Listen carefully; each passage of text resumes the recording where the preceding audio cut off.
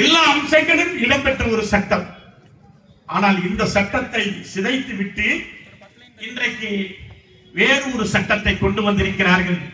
இந்த சட்டத்தில் கூட இடம்பெறாத ஒரு விஷயம் 2013 கொண்டு வந்தார்கள். கொண்டு வந்துவிட்டு அதில் என்ன செய்தார்கள் என்று சொன்னால், 2 பெண் உறுப்பினர்கள் வக்ஃப் வாரியங்களில் இடம்பெற வேண்டும். அந்த சட்டத்தை கொண்டு வந்தது யாரு? ஐக்கிய முற்போக்கு கூட்டணியினுடைய அரசாங்கம் 2013 அதை கொண்டு வந்தார்கள்.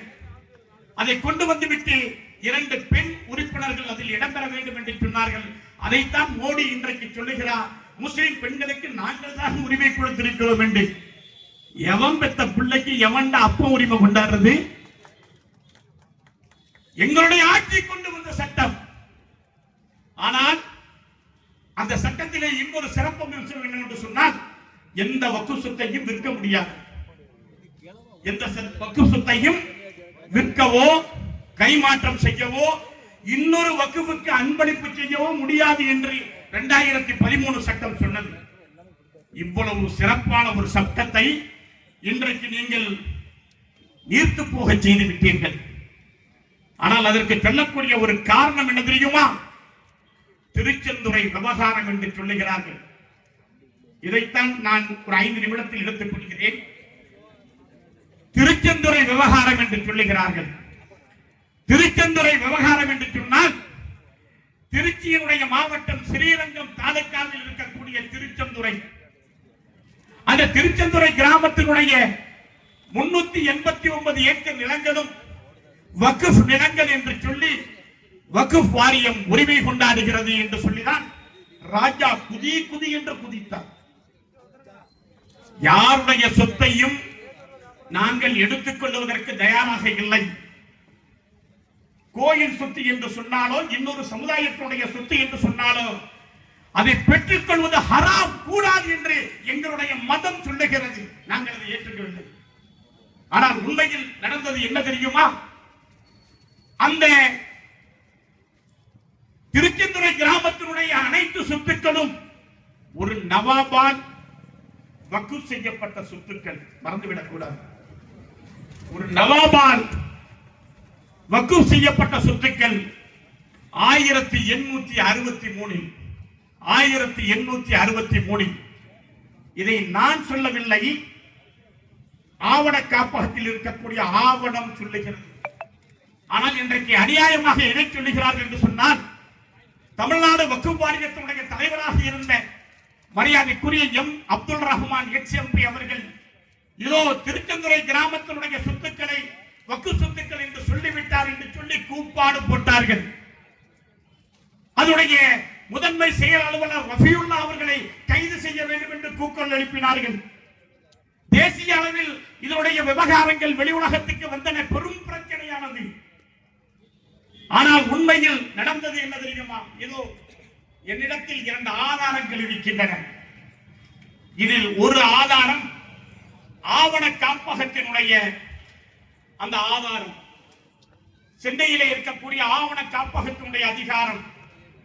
இந்த ஆவண காப்பகத்தினுடைய 359வது பக்கத்தில் இந்த திருச்செந்துறை கிராமத்தை பற்றி என்ன சொல்லுகிறார்கள் என்று சொன்னால், அந்த ஊரினுடைய பெயர் என்ன தெரியுமா? திருச்செந்துறை அல்ல, இனாம் திருச்செந்துறை. இனாம் என்று சொன்னால் உங்களுக்கு புரியும் அல்லவா? இனாம் திருச்செந்துறை. அதற்கு யார் வக்ஃப் செய்திருக்கிறார் என்று சொன்னால், நவாப் அன்வர்தீன் அவர் அன்பளிப்பு செய்திருக்கிறார். யாருக்கு? கரீம் முஹைதீன் கான் என்பவருக்கு நவாப் அன்வர்தீன் அதை வக்ஃப் செய்திருக்கிறார். 3/6/1863 இதற்கான ஆவணம் பதிவு செய்யப்பட்டிருக்கிறது. இனாம் ஃபேர் ரெக்கார்ட் 359வது பக்கத்தில் இது வழங்கப்பட்டிருக்கிறது. அப்படி என்றால் நீங்கள் அந்த ஆதாரத்தை எடுத்து காட்டியிருக்கலாமே என்று கேட்கலாம். எடுத்தோம். 13/9/2022 மனு செய்து 11/10/2022 100 பக்கங்கள் கொண்ட அந்த மனுவை, அந்த ஐஎஃப்ஆர் ரெக்கார்டுகளை வக்ஃப் வாரியம் ஆவணமாக பெற்றது. தலைமைச் செயலகத்தில் மரியாதைக்குரிய இறையன்பு அவர்கள் தலைமைச் செயலாளராக இருக்கின்ற பொழுது கொடுத்தார். திருச்சி மாவட்டத்தினுடைய ஆட்சித்தலைவர் அவர்கள் அதை பரிசீலனை செய்துவிட்டு இது வக்ஃப் சொத்துத்தான், ஆனாலும் பிரச்சனையாக இருக்கிறது என்று சொல்லி பத்திரவு பதிவு செய்யக்கூடிய அந்த காலக்கெடுவை அப்படியே அனுமதித்து விட்டார். அங்கே ஒன்றை நீங்கள் புரிந்து கொள்ள வேண்டும். வக்ஃபுகள் அனைத்தும் இன்றைக்கு முஸ்லிம்களால் எழுதப்பட்டது அல்ல. 2 நிமிஷம். வக்ஃபுகள் அனைத்தும் முஸ்லிம்களால் எழுதப்பட்டது அல்ல. 1954, 55, 56 காலகட்டங்களில் வக்ஃப் சட்டத்தின்படி கமிஷனர்களால், சர்வே கமிஷனர்களால், நில அளவை ஆணையர்களால் அளந்து பதிவு செய்யப்பட்ட ஆவணங்கள்.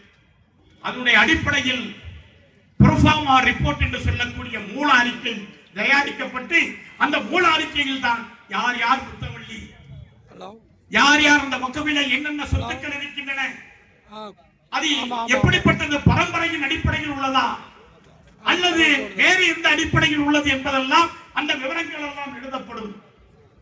அந்த புரோஃபார்மா ரிப்போர்ட்டினுடைய நகல் என்னுடைய கையிலே இருக்கிறது. அதில் பாருங்கள் 727 அதனுடைய சீரியல் நம்பர் 727. அந்த வக்ஃப் ஆய்வுக்கு உட்படுத்தப்பட்டது 27/7/1956. திருச்சிராப்பள்ளி தாலூக் இனாம் திருச்செந்துறை வில்லேஜ். பாருங்கள் யார் நன்கொடை கொடுத்தார்கள், யாருக்காக வக்ஃப் செய்யப்பட்டது என்கின்ற அத்தனை விவரம் இருக்கின்றன என்று சொன்னால் நீங்கள் யாரை குறை சொல்ல வேண்டும்? அப்துல் ரஹ்மானையா குறை சொல்ல வேண்டும்? தமிழ்நாடு வக்ஃப் வாரியத்தையா குறை சொல்ல வேண்டும்? அளந்த சர்வே கமிஷனர் முஸ்லிம் இல்லை. 1954 கொண்டு வரப்பட்ட சட்டம், வக்ஃப் சட்டம் கொண்டு வருவதற்கு முஸ்லிம்கள் காரணம் இல்லை. அன்றைக்கு அமைச்சராக இருந்தவர் யார்? சாரு சந்திர பிஸ்வாஸ். அவர்தான் சட்ட அமைச்சராகவும் சிறுபான்மை நலத்துறையினுடைய அமைச்சராகவும் இருக்கின்ற பொழுது அவர் அந்த சட்டத்தை கொண்டு வந்தார். அவர் கொண்டு வருகிறார். ஆய்வு செய்யக்கூடிய கமிஷனர் முஸ்லிம் அல்ல. பிறகு எப்படி எங்களை குறை சொல்கிறீர்கள்? சும்மா இருந்த சங்கை பூதி கெடுத்தானா ஆண்டி என்கின்ற கதையில் வக்ஃப் வாரியம் தானே இதற்கு ஒரு காரணமாக இருந்தது என்று சொன்னால் அதில் உள்ள உண்மையையும் ஒரு நிமிடத்தில் நான் விளக்கி விடுகிறேன். 2013 அந்த சட்டம் வந்ததற்கு பிறகு எந்த வக்ஃப் சொத்துக்களையும் யாரும் விற்கவோ கைமாற்றம் செய்யவோ அல்லது அன்பளிப்பு செய்யவோ முடியாது என்கின்ற ஒரு நிலைமை வந்ததற்கு பிறகு ஒரு வக்ஃப் சொத்தை அல்லது வக்ஃப் சொத்து என்று சந்தேகப்படக்கூடிய ஒரு சொத்தை பதிவு செய்ய வேண்டும் என்று சொன்னால் அதற்கு NOC என்று சொல்லக்கூடிய தடையில்லா சான்றிதழ் வேண்டும். அந்த தடையில்லா சான்றிதழை கேட்பதற்கு தமிழ்நாடு வக்ஃப் வாரியத்தில் சென்று அவர்கள் கேட்கின்ற பொழுது கண்ணியத்திற்குரிய கட்சிக்காரர்கள், அனைத்து இந்திய அண்ணா திராவிட முன்னேற்ற கழகம் இன்னைக்கு சேர வேண்டிய இடத்துல போய் சேர்ந்துட்டாங்க. அவருடைய ஆட்சி காலத்திலே தான் பல தவறுகள் நடந்தன.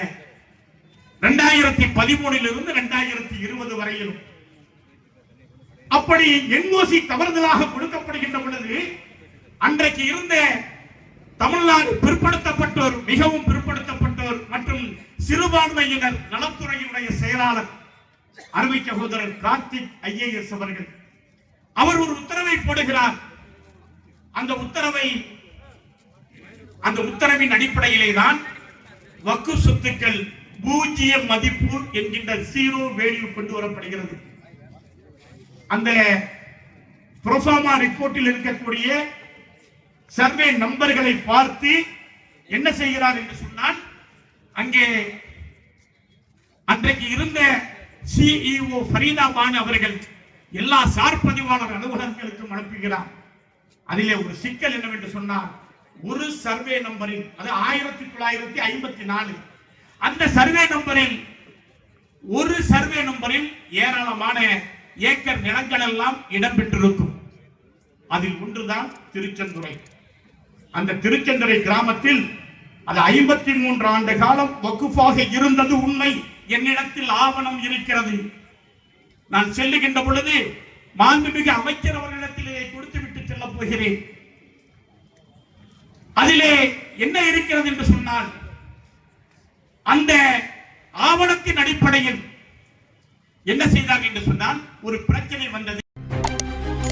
செய்திகளை உடனுக்குடன் தெரிந்து கொள்ள உங்கள் கரம் டிவியை சப்ஸ்கிரைப் செய்யுங்கள். அதோடு பெல் பட்டனையும் கிளிக் செய்யுங்கள்.